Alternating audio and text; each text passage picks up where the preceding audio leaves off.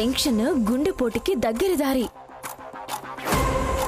ఎక్కువగా టెన్షన్ పడి ఆ గుండెని బెలూన్లా పేలిపోయేలా చేసుకోకు, ఓకేనా?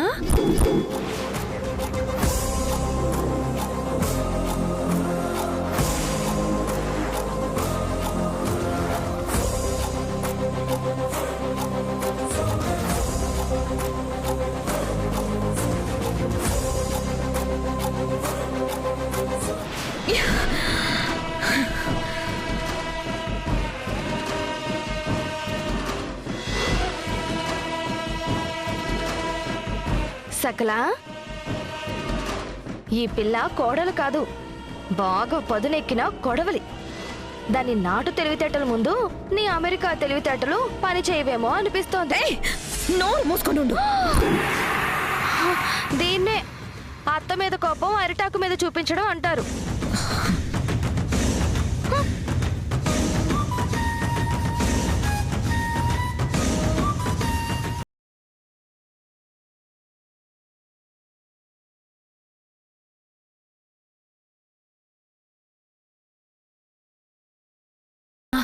ఏంటిదంతా? ఏంటంటావేంటక్క? మేకప్. నేను అడుగుతుంది మేకప్లు ఇవన్నీ ఎందుకని. నువ్వు భలే ఉన్నావక్క. మేకప్ ఎందుకని అంత అమాయకంగా అడుగుతున్నావేంటి? ఇప్పుడు నువ్వు రూమ్లోకి వెళ్ళగానే బావగారు నిన్ను చూసి ఫ్లాట్ అయిపోవాలి కదా. ఆయన ఏమన్నా నన్ను మొదటిసారి చూస్తున్నారా చూడగానే ఫ్లాట్ అవడానికి? పిచ్చక్క, ఎన్నిసార్లు చూసినా సరే మొదటిసారి శోభనం గదిలో చూడటం మాత్రం చాలా స్పెషల్. అదంతే. ఏంటక్క ఆలోచిస్తున్నావు? ఇమ్మీడియట్ గా నీ దగ్గర నుంచి ఫోన్ లాగేసుకోవాలి. వయసుకు మించిన తెలివితేటలు బాగా వచ్చేసాయి నీకు. ఫోన్ చేతిలో ఉన్న ఈ జనరేషన్ పిల్లలందరూ ఇలాగే ఉంటున్నారు. అమ్మ రాధిక, అత్తయ్య రండత్తయ్య రండి. ఇది పల్లవి చీర, నగలు. వీటిని స్వయంగా కార్తీక్ పల్లవి కోసం తీసుకొచ్చాడు. వీటితో రెడీ అయ్యి గదిలోకి వెళ్ళమ్మా.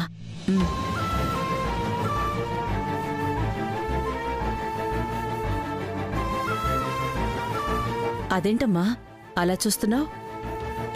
తీసుకో. వద్దత్తయ్యా. వద్దా? ఎందుకొద్దంటున్నావు?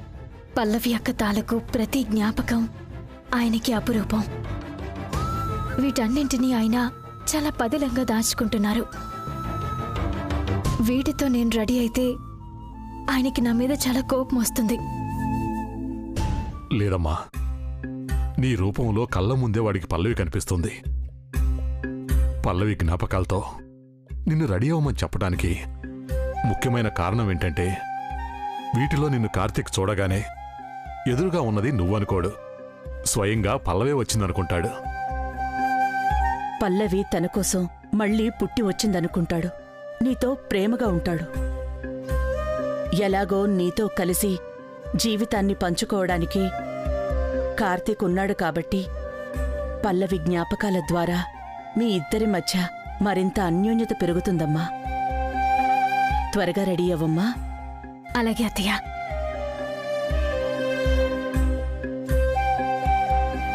ముందుకు రండి మావయ్య.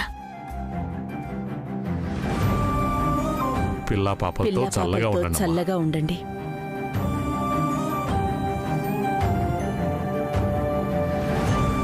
త్వరగా రెడీ అవ్వమ్మా.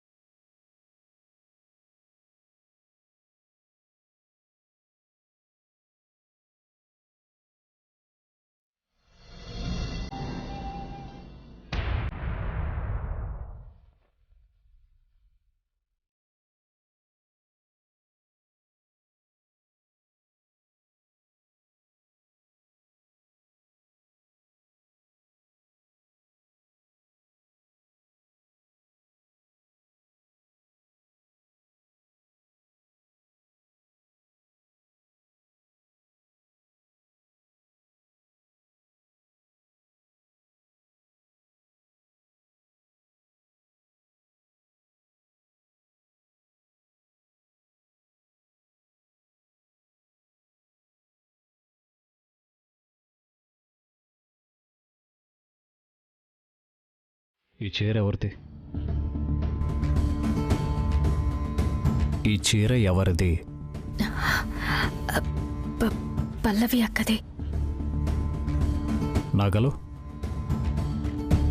పల్లవి అక్కవే. తన చీర ఎందుకు కట్టుకున్నావు? ఆ నగలెందుకు పెట్టుకున్నావు? అత్తయ్య గారు ఇచ్చారు. ఇస్తే తీసేసుకుంటావా? కట్టేసుకుంటావా? వద్దని చెప్పాను, కానీ అత్తయ్య గారి మాటకి ఎదురు చెప్పలేకపోయాను. చెప్పాలి చెప్పాలి చెప్పాలి చెప్పాలి.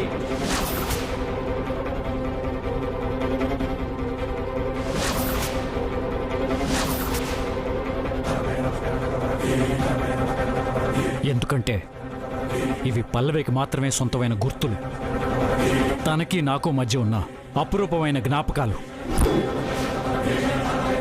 ఇవి పల్లవి మీద నాకున్న ప్రేమకి సాక్ష్యంగా ఉండిపోవాలి. తన గుర్తులు నాతోనే ఉండిపోవాలి. వీటిని ముట్టుకునే హక్కు అర్హత ఎవ్వరికీ లేవు. లేవు.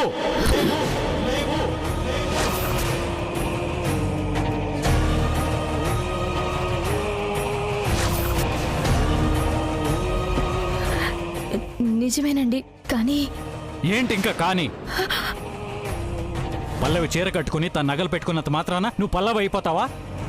పల్లవి మనసు నీకు వచ్చేస్తుందా? పల్లవికి నా మీద ఉన్న చనువు హక్కు నీకు వచ్చేస్తాయా?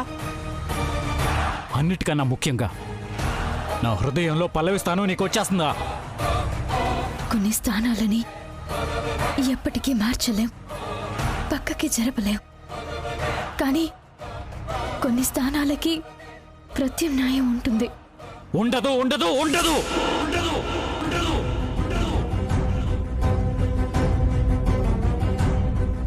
నా జీవితంలో పల్లవి స్థానానికి ప్రత్యామ్నాయం ఉండదు. తనని తన ప్రేమని నా లైఫ్లో ఎవరూ రీప్లేస్ చేయలేరు. ఆ స్థానంలోకి ఎవరూ రాలేరు. పల్లవి తప్ప ఇంకెవరూ నా దగ్గరికి రాలేరు.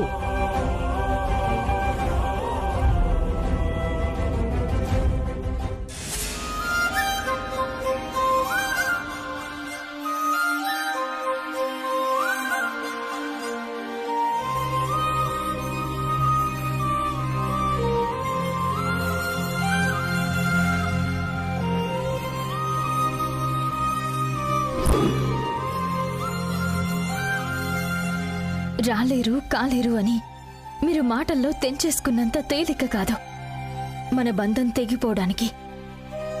అసలు బంధం ఉంటే కదా తెంచేసుకోవడానికి. మన మధ్య బంధం లేకపోతే నేను ఇంతసేపు మీ చేతిని పట్టుకుని ఉన్నా మీరు చూస్తూ ఊరుకోరు.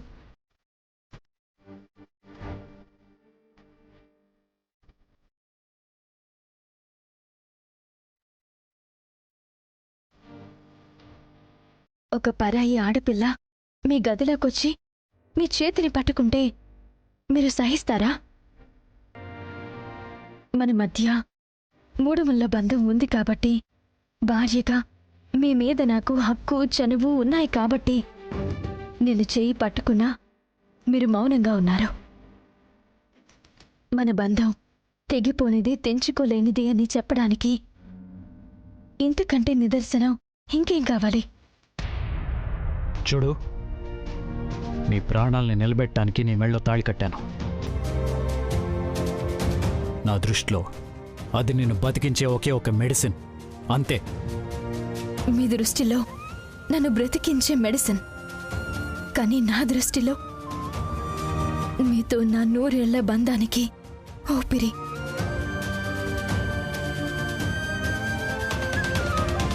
దీన్ని కట్టడం మీకిష్టం లేకపోవచ్చు, కానీ కాదనుకోవడం మాత్రం మీ ఇష్టం కాదు. మీరు నన్ను కాపాడాలని నా మెళ్ళో తాళి కట్టడంతోనే నాతో మీకు బంధం ముడిపడి ఉంది. ఆ క్షణం నుంచి నాతో మీకు తెంచుకోలేని బంధం బలపడింది. మరి నాతో మీకు ఎలాంటి బంధం ఎమోషన్స్ లేవంటున్నారేంటి? ఎస్ ఎస్ ఎస్, లేవు, ఉండవు. ఎందుకంటే నా వరకు ఆ బంధాలు ఎమోషన్స్ అన్నీ పల్లవితోనే. బతికినంతకాలం తన జ్ఞాపకాలతోనే బతికేస్తాను. పల్లవి మీద ప్రేమ చావదు, మరో వ్యక్తి మీద ప్రేమ పుట్టదు. పల్లవికి తప్ప మరో వ్యక్తికి నా జీవితంలో భార్య స్థానం ఉండదు. ఉండదని మీరంటే నేను మీ భార్యని కాకుండా పోతానా? అగ్ని సాక్షిగా 3 ముళ్ళు 7 అడుగులతో మీ జీవితంలోకి వచ్చాను. ఇప్పుడు మీ భార్యగా నాకు హక్కు ఉంది. మీరు నన్ను ద్వేషిస్తూ దూరం పెట్టడం కాదు, నాకొక్క అవకాశం ఇవ్వండి. నేను మీ ప్రేమని పొందగలను, నా ప్రేమని మీకు పంచగలను. మీ జీవితంలో పల్లవి యొక్క స్థాయిని నేను చేరుకోగలను. మీ మనసులో భార్య స్థానాన్ని అందుకోగలను. పల్లవికి మాత్రమే సొంతమైన నా ప్రేమని నీకు పంచలేను. నా జీవితంలో తన స్థానాన్ని నీకు ఇవ్వలేను. నువ్వు నాకు ఒక ఇష్టం లేని నిజానివి, అంతే తప్ప నువ్వు ఎప్పటికీ నా భార్యవి కాలేవు.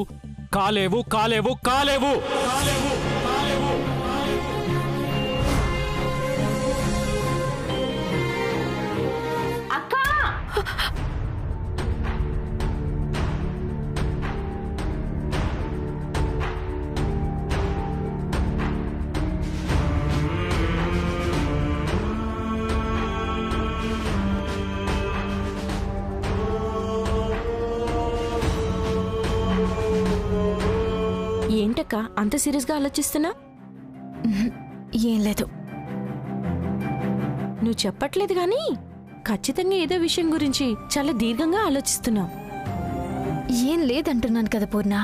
అక్క అమ్మ రాధే,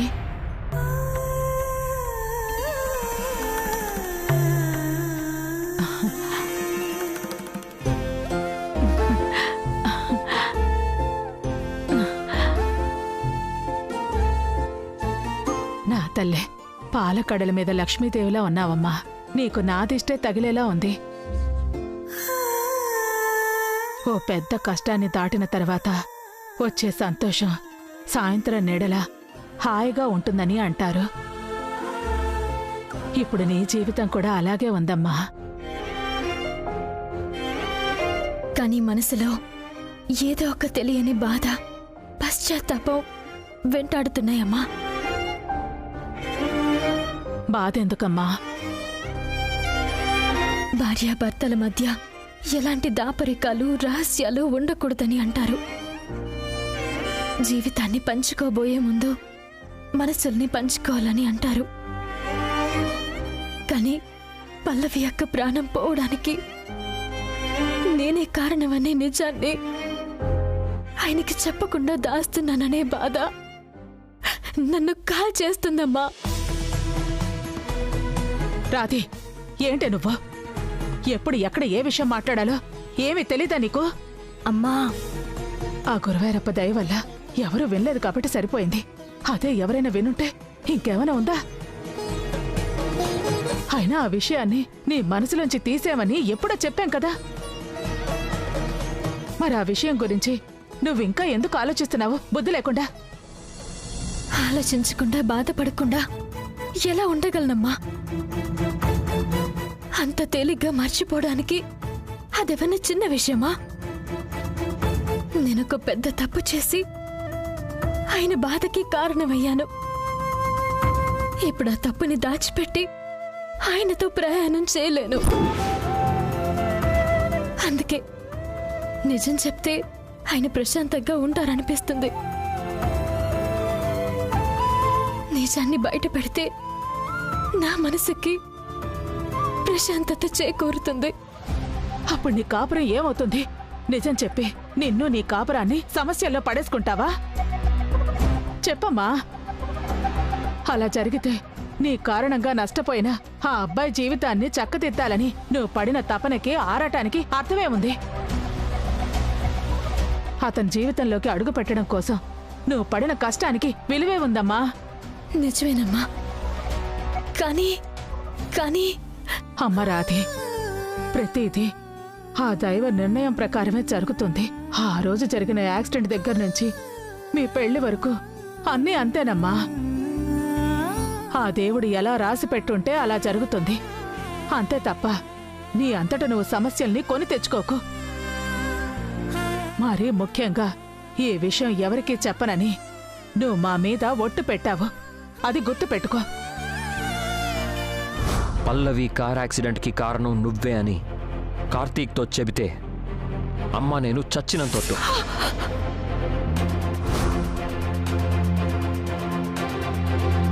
అక్క, నువ్వు బాగుంటావని, నీ లైఫ్ బాగుంటుందని మేమందరం చాలా సంతోషంగా ఉన్నాం. నీ లైఫ్ గురించి ఆలోచించక్క, మిగతా విషయాల గురించి వదిలే ప్లీజ్ అక్క. అమ్మా రాధే,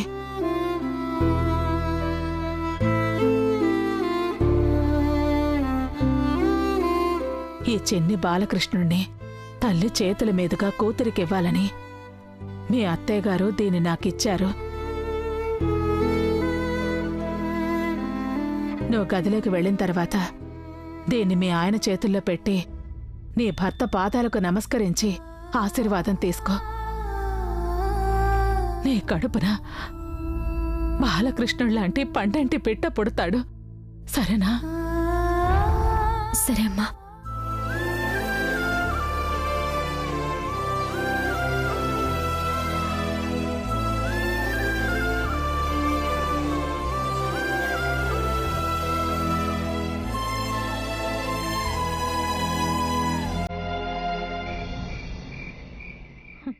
అమ్మా ఏడవకమ్మా. అమ్మా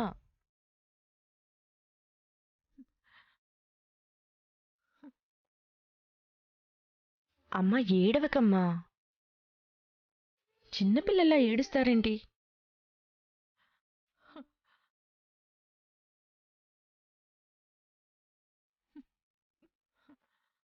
అయ్యో వదినా, కళ్ళల్లో నీళ్ళేంటి?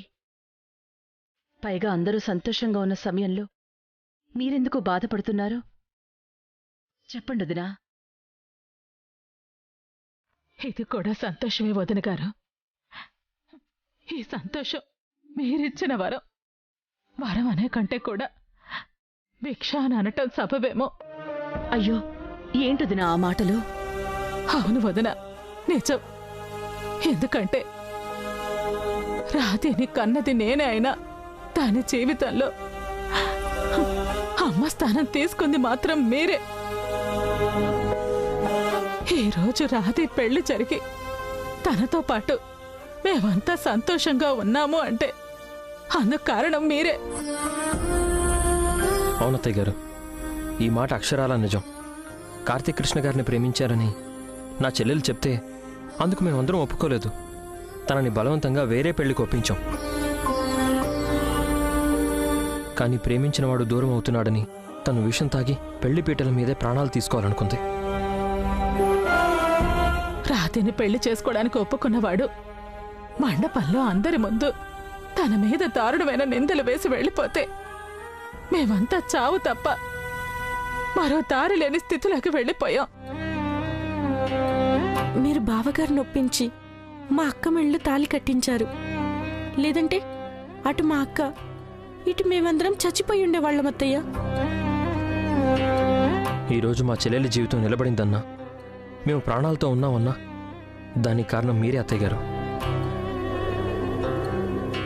మీ మేలుకి జన్మ జన్మలకి రుణపడి ఉంటాం వదిన గారు.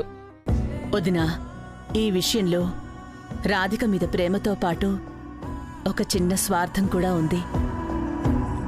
రాధిక మా అబ్బాయిని ఎంత ప్రేమించిందో, తనకి వాడంటే ఎంత ప్రాణమో నేను కళ్ళారా చూశాను.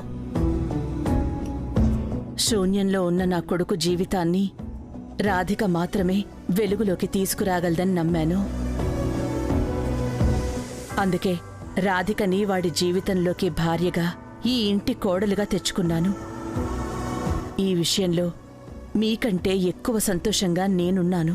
వదిన గారు, ఇక నా కూతురి జీవితానికి ఎలాంటి దిగులు లేదు. తన జీవితంలో సంతోషానికి లోటు లేదు అనే నమ్మకంతో బయలుదేరుతున్నాము. మేం వెళ్ళొస్తాం వదిన గారు. అలాగే వదిన గారు. నా చెల్లి తెలుసో తెలియకో ఏదైనా తప్పు చేస్తే పెద్ద మనసుతో క్షమించండి. రాధిక అలా క్షమించమని అడిగే పరిస్థితి రాదు బాబు. వెళ్ళొస్తాం వదిన గారు.